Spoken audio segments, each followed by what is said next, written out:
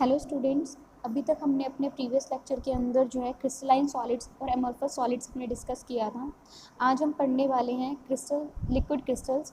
तो अभी तक हमने आपको बताया था जो मैटर है it consist of 4 states: solid, liquid, gaseous and plasma state. और हमने आपको ये भी बताया था कि जो सॉलिड है that is further classified into 2 categories, crystalline solids and amorphous solid. अब लिक्विड क्रिस्टल क्या होते हैं?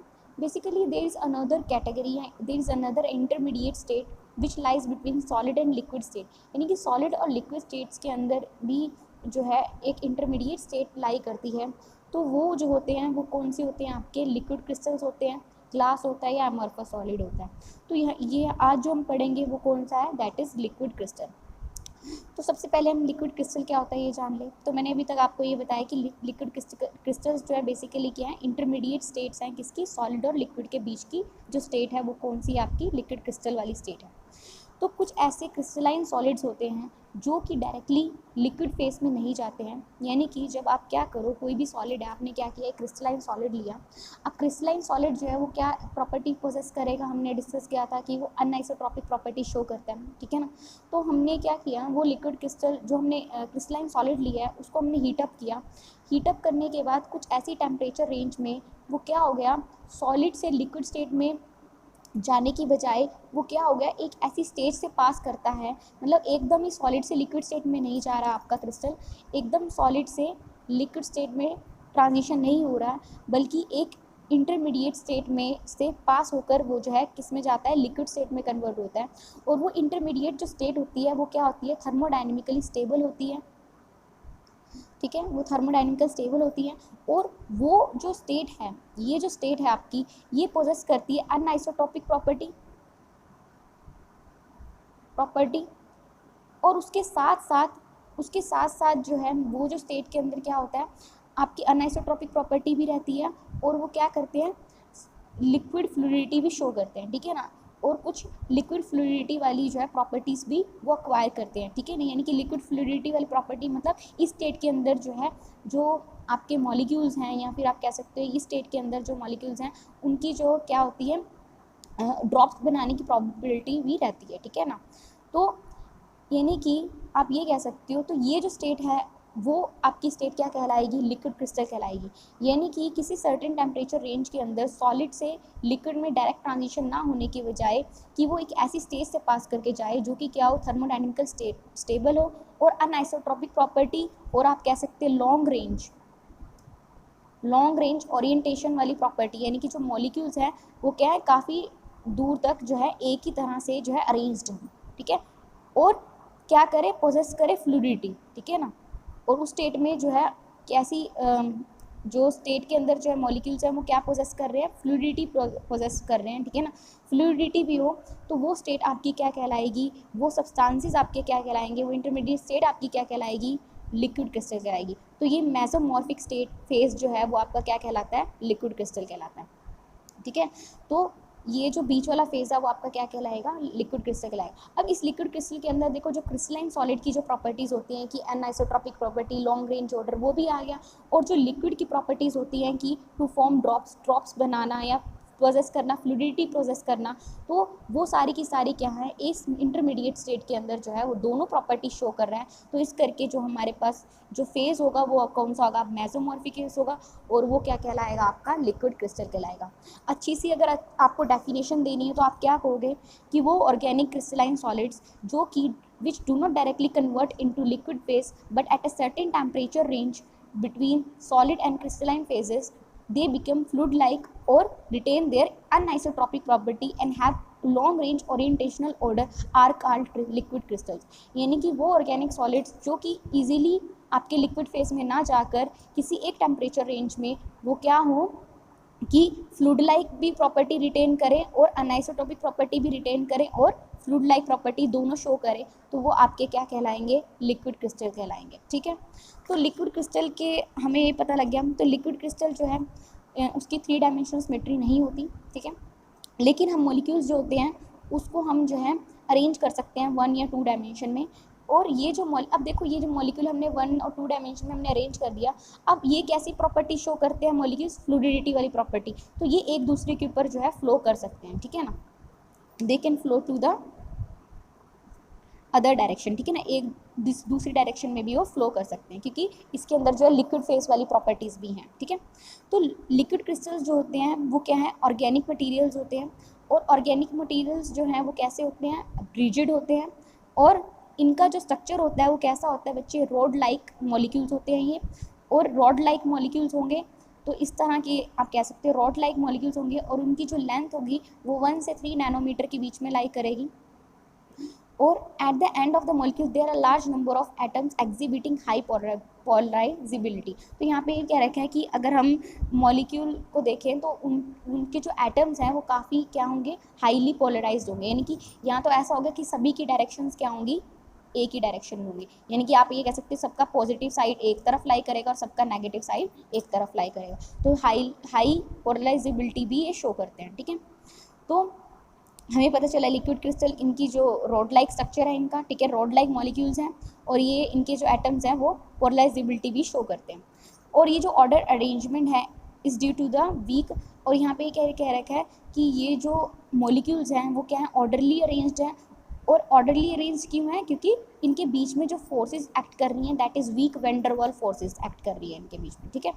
अब इन्हीं फोर्सेस की वजह से जो है हमारे पास जो है 3 तरह के जो है मेसोफेज होते हैं, यानी कि 3 तरह के लिक्विड क्रिस्टल आप कह सकते हो, ठीक है। तो मेसोफेज क्या है, वही बीच वाला इंटरमीडिएट स्टेट यानी कि लिक्विड क्रिस्टल। तो 3 तरह के जो है मेसोफेज एग्जिस्ट करते हैं। तो सबसे पहला है हमारे पास सिमेटिक मेसोफेज। इसमें जो हमारे पास क्रिस्टल हमें मिलेगा, तो यहाँ पे जो हमारा इंटरमीडिएट स्टेट का जो क्रिस्टल है वो कैसा आपका लिक्विड क्रिस्टल है ना। तो यहाँ पे जो हमें अरेंजमेंट होगी, तो यहाँ पे जो सिमेटिक क्रिस्टल में क्या होता है, इनकी लेयर लाइक स्ट्रक्चर होता है, और सभी के सभी मॉलिक्यूल्स जो होते हैं वो क्या होते हैं, पैरेलल लेयर्स की फॉर्म में अरेंज होते हैं, और पैरेलल लेयर्स की फॉर्म में अरेंज होते हैं, और ये जो लेयर्स हैं आप ये कह सकते हैं, ये जो मॉलिक्यूल हैं वो क्या कर सकते हैं, एक दूसरे के ऊपर जो है ये लेयर्स आप कह सकते हैं स्लाइड कर सकती हैं, ठीक है, क्योंकि ये क्या प्रोसेस कर रही है, फ्लूइडिटी प्रोसेस कर रही है। और यहाँ पे अगर मैं आपको दिखाऊं तो यहाँ पे सिमेटिक मेसोफेज का अगर तुम डायग्राम देखो तो इस तरह से आपको काफ़ी यहाँ से क्लियर होगा। तो यहाँ पे जो मॉलिक्यूल्स हैं देखो ये इस तरह से शो किया हुआ है, तो मॉलिक्यूल्स यानी कि सबका हेड जो है एक तरफ और सबकी टेल एक तरफ, ठीक है। यानी कि हमने ये भी बोला है ना कि जो लिक्विड क्रिस्टल होते हैं वो पोलराइजिबिलिटी भी शो करते हैं, ठीक है ना। तो सभी के सभी जो है एक तरह से अलाइन है। तो सिमेटिक मेसोफेज में क्या होगा आपके पास कि ये लेयर लाइक स्ट्रक्चर होगा, ठीक है ना, लेयर्स की फॉर्म में अरेंज्ड है यहाँ पे, और लेयर लाइक स्ट्रक्चर होने की वजह से क्या होगा, यहाँ पे जो मॉलिक्यूल्स हैं जो है वो पैरेलल लेयर्स में अरेंज्ड हैं, और क्या हमें क्या कह रखा है कि ये जो लेयर्स है वो एक दूसरे के ऊपर क्या कर सकती है, स्लाइड कर सकती है, ताकि ये क्या पोजेस कर सके, फ्लूइडिटी पोजेस कर सके। और हमने क्या करना है, ये जो लॉन्गर एक्सिस है, कोई भी मॉलिक्यूलर एक्सिस, ये प्लेन है, प्लेन ऑफ पेपर, यहाँ जहाँ पे हम ये मॉलिक्यूल्स ले रहे हैं ये इसका प्लेन है, तो हम क्या करेंगे, परपेंडिकुलर लाइन हम लेंगे जो कि आपकी क्या कहलाएगी, मॉलिक्यूलर, या फिर आप कह सकते हैं एक्सिस ऑफ मॉलिक्यूलर लाइन, ठीक है ना। तो एक्सिस ऑफ मॉलिक्यूलर लाइन कैसे लाई करेगी, perpendicular to the plane of layers, ठीक है।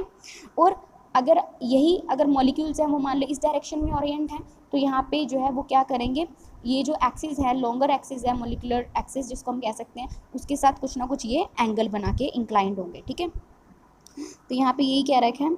तो ये जो साई है, ये जो एंगल बना है किसके बीच में, आपका नॉर्मल यानी कि जो प्लेन ऑफ पेपर के जो ये प्लेन ऑफ लेयर्स के जो पैरेलल लेयर्स के जो नॉर्मल है उसका, और ये जो हमारे पास पैरेलल लेयर्स है उनके बीच में जो एंगल बना है, यानी कि जो साई एंगल है that will depend upon the temperature of liquid crystal, ठीक है ना। और अगर हम जो भी मैग्नेटिक फील्ड हम अप्लाई करेंगे उसके ऊपर जो है ये साई एंगल डिपेंड करेगा, ठीक है, ये मॉलिक्यूल कैसे जो है ओरिएंट करेंगे अपने आप को। तो सिमेटिक फेज का हमारे पास सिंपल सी बात ये है कि इनका लेयर लाइक स्ट्रक्चर होता है, और ये क्या करते हैं, मॉलिक्यूल्स अपने आप को पैरेलल लेयर्स में अरेंज करते हैं, और ये जो है लेयर्स जो है एक दूसरे के ऊपर स्लाइड कर सकती हैं क्योंकि ये फ्लूइडिटी पोजेस करती हैं, और नॉर्मल मॉलिक्यूलर एक्सिस जो है हम क्या ले सकते हैं, that is normal to the plane of layers, ठीक है। उसके बाद हमारा फेस है that is nematic phase. Nematic phase में क्या होगा, वैसा ही है जैसे आपका सिमेटिक फेस था, इसमें भी जो एक्सिस होंगी that is parallel to each other, but the location of centre of gravity is irregular as in conventional liquids. तो यहाँ पे क्या कह रखा है, जो सेंटर ऑफ ग्रेविटी है वो सबका क्या होगा, डिफरेंट होगा, ठीक है ना। सेंटर ऑफ ग्रेविटी जो होगी वो इरेगुलर होगी। अब देखो सारे के सारे पैरेलली अरेंज्ड हैं, सारे के सारे कैसे अरेंज्ड है, पैरेलली अरेंज्ड हैं, ठीक है, सारे मॉलिक्यूल्स एक दूसरे के पैरेलल अरेंज्ड हैं, ठीक है ना, इसी डायरेक्शन में, लेकिन इनका जो सेंटर ऑफ ग्रेविटी है वो क्या है बच्चे, डिफरेंट है, ठीक है ना। तो यहाँ पे भी देखो पैरेलल अरेंज थे पर सबका सेंटर ऑफ ग्रेविटी एक ही था, पर यहाँ पे क्या है, ऊपर नीचे है इनका सेंटर ऑफ ग्रेविटी, सबका अलग अलग है, ठीक है।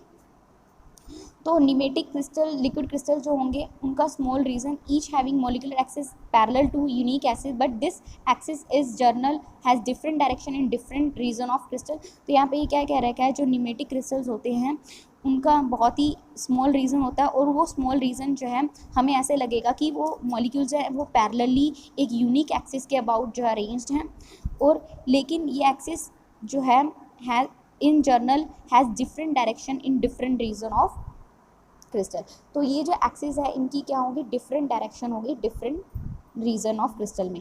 तो मान लो ये हमारा क्रिस्टल है, ठीक है, तो अगर मैं बहुत ही छोटा सा रीजन कंसीडर करूँ, सिर्फ इतना रीजन कंसीडर करूँ, तो मैंने एक मॉलिक्यूलर एक्सिस मान लो मैंने ड्रॉ करी, तो एक मॉलिक्यूलर एक्सिस मैंने ड्रॉ करी, मान लो ये हमारा पूरा क्रिस्टल है, ठीक है, ऊपर नीचे ही इनकी सेंटर, तो मान लो मैंने एक मॉलिक्यूलर एक्सिस मैंने इसकी ड्रॉ करी, ठीक है, एक मॉलिक्यूलर एक्सिस ड्रॉ करी, that is normal to the plane of, ठीक है ना, normal to the plane of कह सकते हैं निमेटिक फेस, ठीक है। लेकिन ये जो एक्सिस होगी, ये हमने जो ड्रॉ करी एक्सिस, ये इसकी वैल्यू हर जगह क्या होगी, डिफरेंट होगी डिफरेंट मॉलिक्यूल्स के लिए, या फिर आप कह सकते हैं डिफरेंट रीजन के लिए डिफरेंट एक्सिस होंगी मॉलिक्यूलर एक्सिस, ठीक है। तो इनकी जो है हाई ऑप्टिकल इनहोमोजेनिटी होती है ऑफ द क्रिस्टल, ठीक है, और इसकी वजह से जो है हाईली ये कह सकते हैं कि इसकी वजह से जो है which appears opaque in transmitted and reflected light, तो रिफ्लेक्टेड और ट्रांसमिटेड लाइट में ये कैसे नज़र आते हैं हमें क्रिस्टल, अपेक नज़र आते हैं, ठीक है। उसके बाद जो है हमारे पास, तो ये था, अब मान लो मैंने आपको क्या बताया था कि बाय अप्लाइंग इलेक्ट्रिक एंड या फिर magnetic, by applying magnetic field और by applying temperature we can change the angle, ठीक है ना, या फिर हम ओरिएंटेशन को हम चेंज कर सकते हैं। एंगल बेसिकली क्या है, ओरिएंटेशन, किस तरह से हमारे जो मॉलिक्यूल्स हैं ओरिएंट हैं, ठीक है, मॉलिक्यूलर एक्सिस के साथ। तो यहाँ पे क्या कह रखा है, जैसे ही हमने मैग्नेटिक हम क्या करेंगे, एक्सटर्नली हमने मैग्नेटिक फील्ड अप्लाई करी, तो जो मॉलिक्यूल्स थे मान लो सभी के सभी सेम डायरेक्शन में ओरिएंट हो गए, ठीक है, और लिक्विड क्रिस्टल हमें कैसा मिलेगा, ट्रांसपेरेंट। जो लिक्विड क्रिस्टल हमें दिखेगा वो कैसा नज़र आएगा, हमें ट्रांसपेरेंट नज़र आएगा, ठीक है। अब हमने क्या किया, सबसे पहले हमने सभी मॉलिक्यूल्स को एक ही डायरेक्शन में ओरिएंट कर लिया by applying some magnetic field या फिर हाँ, ठीक है, तो उसकी बाद से क्या हो गया, या by applying some electric field, ठीक है, हमने इसको ओरिएंट कर लिया। उसके बाद क्या हो गया, हमने क्या किया, ये जो लेयर्स थी, ये जो थिन लेयर्स थी उसको हमने क्या किया, निमेटिक लिक्विड की जो हम थिन लेयर्स थी उसको हमने 2 इलेक्ट्रोड्स के बीच में डाल दिया, ठीक है, इन द फॉर्म ऑफ प्लेट्स। तो जो मॉलिक्यूल्स है वो कैसे अलाइन है, पैरेलल, और कैसे अलाइन है, normal to the plane of conducting plates. देखो अपने से तो पैरेलल अलाइन है मॉलिक्यूल्स, हर लेयर जो है अपने से तो पैरेलल अलाइन है, बट क्या है, it is perpendicular to the plane of conducting plates, ठीक है ना। तो जो फर्स्ट काइंड अलाइनमेंट होगी is planar and the second is homeotropic. तो यहाँ पे देखो बच्चे, यहाँ पे जो मॉलिक्यूल्स थी उनकी जो डायरेक्शन है वो क्या है, सबकी पैरेलल है, ठीक है, एक हमने डायरेक्शन, और जो कंडक्टिंग लाइंस है उसकी भी डायरेक्शन हमने क्या ली है, पैरेलल ली है। तो ये जो फेज आपका क्या कहलाएगा, ये जो अलाइनमेंट आपकी क्या कहलाएगी, प्लेनर अलाइनमेंट। पर यहाँ पे जो सेकंड हमारे पास क्रिस्टल है निमेटिक फेज का, उसमें हमने क्या लिया है कि जो मॉलिक्यूल्स हैं वो एक दूसरे के तो पैरेलल हैं, but that is perpendicular to the conducting plate, इस करके ये जो सेकेंड फेज हमारा क्या कहलाएगा, हेमोट्रॉपिक कहलाएगा, ठीक है। तो यहाँ पे क्या रखा है, तो यहाँ पे जो हमारे पास ये वाला क्रिस्टल होगा उस केस में जो है हमारे पास पोलराइजेशन ऑफ लाइट जो है उसका कोई इफेक्ट नहीं होगा, ठीक है, क्योंकि जो पोलराइज लाइट है जो इस सेल में से अगर हम पास करेंगे that is normal to the layer of liquid crystal, so layer की क्या है नॉर्मल होगी, तो इस करके जो है हमारे पास इसका कोई भी इम्पैक्ट नहीं होगा। तो आपको सीमेटिक और निमेटिक फेस आपको पता लग गया। सीमेटिक फेस में मैंने आपको बताया था कि मॉलिक्यूल्स जो हैं that is parallelly arranged, molecules जो हैं वो पैरेलली अरेंज्ड हैं and in the form of क्या है, लेयर्स हैं, ठीक है। लेकिन निमेटिक फेस में क्या होता है, molecules are parallelly arranged but इनकी जो है कोई लेयर्स नहीं होती, दे हैव नो लेयर्स, ठीक है ना, इनके अंदर कोई लेयर्स नहीं होती। इनका जो सेंटर ऑफ ग्रेविटी की अगर मैं बात करूँ तो सभी का जो है डिफरेंट होता है डिफरेंट डायरेक्शंस में, ठीक है। तो ये हमने डिस्कस कर लिया था। अब जो निमेटिक, जो आपका कॉलिस्टिक मेसोफेस है that is basically the combination of both semantic and pneumatic face, यानी कि कैलोस्ट्रिक मेसोफेज जो होगा वो क्या है, सिमेट्रिक और नेमेटिक फेज का क्या है, मिक्सचर है। तो जैसे ही सिमेट्रिक फेज में हमने बताया था कि जो मॉलिक्यूल्स हैं that are arranged in the form of layers, layers की फॉर्म में अरेंज्ड है। तो यहाँ पे ये जो है हमारे पास ये एक तरह से प्लेन है, ठीक है ना। तो ये प्लेन, ये प्लेन, ये प्लेन, सारे के सारे जो हैं प्लेन्स जो है कैलोस्ट्रिक मेसोफेज के अंदर प्लेन्स होते हैं, और these planes are arranged parallel to each other, ठीक है ना, एक दूसरे के क्या है, पैरेलली अरेंज्ड है। और यहाँ पे क्या कह रखा है कि यहाँ पे जो मॉलिक्यूल्स हैं वो क्या है, आपके निमेटिक फेज में आप कह सकते हो, ठीक है ना। जो मॉलिक्यूल्स हैं वैसे तो सभी के सभी एक ही डायरेक्शन के अंदर अरेंज्ड हैं, ठीक है, तो सभी जो है पैरेलल फेज के अंदर जो है अरेंज्ड हैं। तो यहाँ पे जो मॉलिक्यूल्स जो हैं वो कैसे हैं, पैरेलली अरेंज्ड हैं। पर कुछ ऐसा भी हो सकता है कि कुछ मॉलिक्यूल्स की डायरेक्शन क्या हो, डिफरेंट हो। बट अगर हम रिजल्टेंट की बात करें, रिजल्टेंट अगर मैं पोजीशनल ऑर्डर बताऊं कि रिजल्टेंट पोजीशनल ऑर्डर क्या होगा या रिजल्टेंट ओरिएंटेशन क्या है मॉलिक्यूल्स की, तो वो सबकी क्या होगी, इस डायरेक्शन के अंदर लाई करेगा। ऐसे ही जो नेक्स्ट हमारे पास जो है प्लेन है, उसके अंदर भी जो है मॉलिक्यूल सभी के सभी क्या होंगे, एक ही डायरेक्शन में ओरिएंट होंगे, और रिजल्टेंट ओरिएंटेशन कहाँ लाई कर रही है, वो इस डायरेक्शन में लाई कर रही है। ऐसे ही नेक्स्ट में जो है रिजल्टेंट ओरिएंटेशन कहाँ लाई कर रही है, इस डायरेक्शन में लाई कर रही है। ऐसे ही हमारे पास फोर्थ है। इस तरह से जो पैरेलल लेयर वाइज जो है ये हमारे पास क्या मिलता है, हमें स्ट्रक्चर मिलता है। तो यहाँ पे देखो बच्चे कि हमारे पास क्या कह रखा है, ये जो एल है, ये हमने बताया, ये जो यहाँ पे जो ये क्या बता रहा है, रिजल्टेंट ओरिएंटेशन बता रहा है, ठीक है ना, ये रिजल्टेंट ओरिएंटेशन वेक्टर कह लो, ठीक है। तो ये एल हमारा क्या, रिजल्टेंट ओरिएंटेशन वेक्टर है। तो ये बता रहा है मॉलिक्यूल्स हमारे इस डायरेक्शन में ओरिएंट है। ऐसे ही इसमें कहाँ, इस डायरेक्शन में ओरिएंट है। तो अगर मैं बात करूँ सिंपल सी, तो मॉलिक्यूल्स इस डायरेक्शन में ओरिएंट हैं, ठीक है। तो ये कोई मॉलिकुलर एक्सिस मैंने ली that is perpendicular to this axis, ठीक है। और उसके बाद यहाँ पे भी molecular axis perpendicular to this axis, but यहाँ पे कैसे अरेंज्ड है, वो इस डायरेक्शन में अरेंज्ड है। पहले कहाँ थे, इस डायरेक्शन में थे, अब कहाँ पहुँचे, इस डायरेक्शन। तो आप देख रहे हो दीज मॉलिक्यूल्स आर ट्विस्टेड, ठीक है ना। तो ये जो मॉलिक्यूल्स हैं वो कुछ कुछ एंगल से क्या हो रहे हैं, ट्विस्ट हो रहे हैं। पहले इस डायरेक्शन में थे, ये मॉलिकुलर एक्सिस अगर मैं मानी तो यहाँ से क्या हुए, वो कुछ एंगल से क्या हो गए, ट्विस्ट हो गए, ठीक है। तो ये जो हमारे पास स्ट्रक्चर होता है वो कैसा होता है, ट्विस्टेड स्ट्रक्चर होता है, ठीक है। और उसके बाद हमारे पास यहाँ पे ये देखो कि ये जो मॉलिक्यूल्स इस डायरेक्शन में अब कुछ एंगल से ट्विस्ट हुए, फिर ट्विस्ट हुए। तो यहाँ पे हमें जो है अगर मैं बात करूँ तो एक कंप्लीट साइकिल हमें किस तरह से मिलती है, वो इस तरह से मिलती है। पर हमें क्या मिल रहा है, अगर हम 1 से 4 तक की लेयर्स की बात करूँ तो मुझे ये पोर्शन मुझे मिल रहा है। तो ये जो पोर्शन आपका क्या कहलाएगा, ये जो पोर्शन वो आपका कैसा होता है, हेलिक्स होता है, ठीक है। तो ये जो कैलोस्ट्रिक मेसोफेज के अंदर जो हमें स्ट्रक्चर मिलता है वो कैसा होता है, हेलिकल स्ट्रक्चर होता है, ठीक है। तो कुछ टाइम के बाद क्या हो जाएगा, ये कंप्लीट साइकिल भी हमें मिल जाएगी जब हम आगे बढ़ते जाएंगे, ठीक है। तो यहाँ से लेके यहाँ तक की अगर मैं बात करूँ तो ये जो लेंथ है वो आपकी क्या कहलाती है, पिच कहलाती है, ठीक है। यहाँ से लेके यहाँ तक जो हमारी लेंथ है वो आपकी क्या कहलाती है, पिच कहलाती है। और ये जो पिच होती है वो इन द फॉर्म ऑफ कह सकते हो कि इस पिच की वजह से जो है हमें जो भी लिक्विड क्रिस्टल में से जब भी लाइट पास करेंगे तो हमें क्या मिलेगी, कुछ वेवलेंथ की लाइट जो है वो एमिट करेगा, और वो वेवलेंथ की जो लाइट एमिट करेगा वो क्या होगी, pitch divided by refractive index of liquid crystal. तो थोड़ा सा और अच्छे से देख लेते हैं।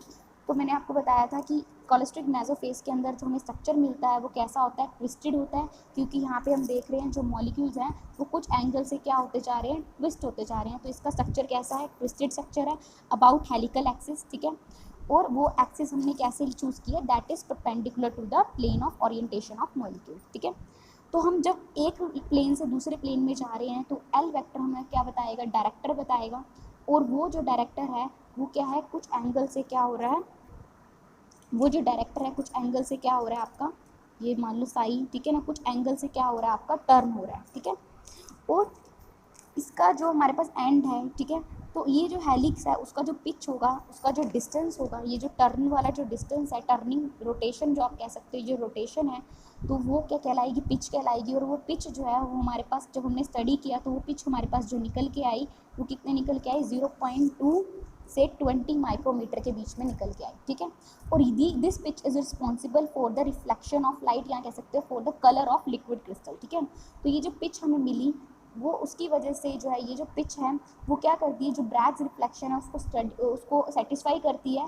और यानी कि जब भी हम क्रिस्टल में से लाइट पास करेंगे या क्रिस्टल जो है बेसिकली आप कह सकते हो ये जो पिच की वजह से जो है क्रिस्टल जो है अपने में से जब वेवलेंथ एमिट करेगा वो कोई ना कोई सा क्या हो सकता है, कलर हो सकता है, ठीक है ना, कुछ कलर की वेवलेंथ वो एमिट करेगा, ठीक है ना। तो वो जो पिच की वजह से जो है वो लाइट एमिट करेगा क्रिस्टल आपका, और वो जो लाइट होगी उसकी वेवलेंथ क्या होगी आपकी, pitch divided by refractive index of that crystal, ठीक है ना। तो that pitch is responsible for the colour of cholesteric mesophase, कह सकते हैं लिक्विड क्रिस्टल के कलर के लिए रिस्पॉन्सिबल है, ठीक है। तो उसके बाद यहाँ पे ये पता लगा कि कॉलेस्ट्रिक मेसोफेज जो है वो ऑप्टिकल प्रॉपर्टी शो करता है, यानी कि वो क्या करता है, कलर अपने में से जो है वो जो है लाइट अपने में से एमिट करता है। और जो कॉलेस्ट्रिक फ्लूइड है उसकी बाद उसकी वजह से, जो कॉलेस्ट्रिक फ्लूइड की वजह से जो प्लेन ऑफ पोलराइजेशन है, यानी कि जिस एंगल से जो है हमारे मॉलिक्यूल्स ओरिएंट थे, वो प्लेन ऑफ पोलराइजेशन जो है वो क्या हो रहा है, वो कुछ बहुत सारे एंगल्स यानी 6000 7000 डिग्री पर एमएम से क्या कर रहा है, वो रोटेट कर रहा है, ठीक है।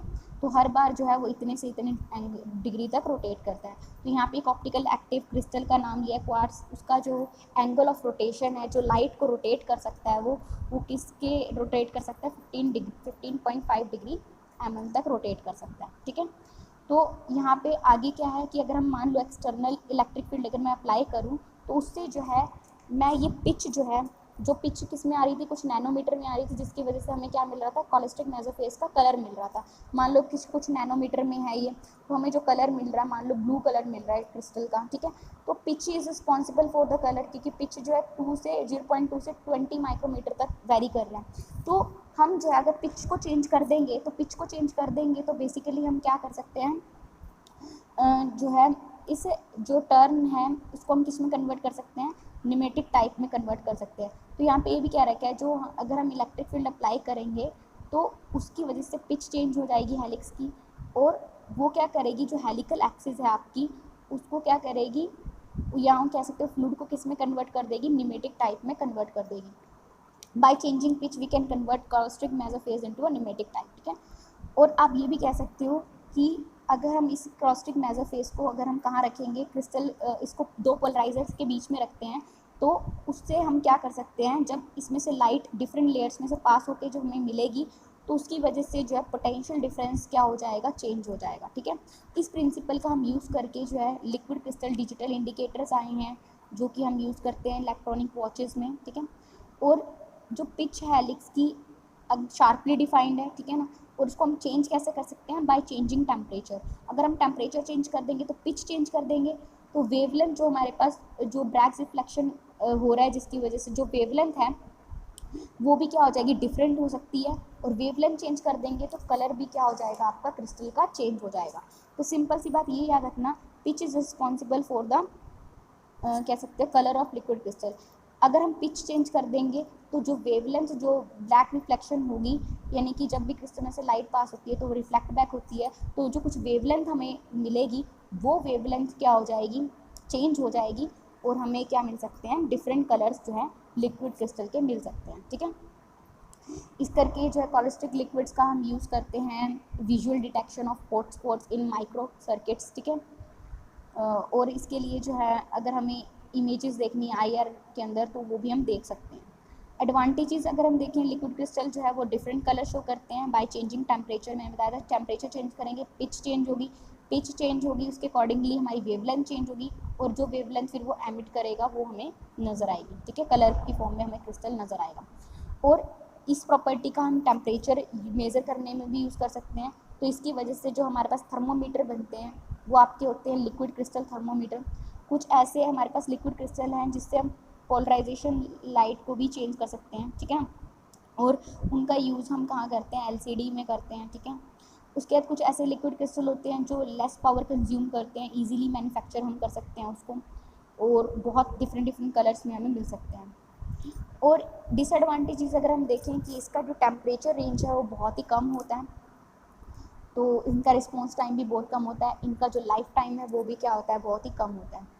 तो इन्हीं ड्रॉबैक्स को हम ओवरकम कर रहे हैं, और हम चाहते हैं कि आगे जो है लिक्विड क्रिस्टल को हम ज़्यादातर सिर्फ डिस्प्लेज में नहीं, बाकी जितने भी हो सकते हैं, क्योंकि यहाँ पे देखो एक तरह से इलेक्ट्रॉनिक वॉचेस डिस्प्ले सिस्टम में भी हम ज़्यादातर यूज़ कर रहे हैं, तो हम चाहते हैं डिफरेंट सिस्टम्स में भी हम इसको यूज़ कर सकें। तो अभी के लिए इतना ही, थैंक यू सो मच।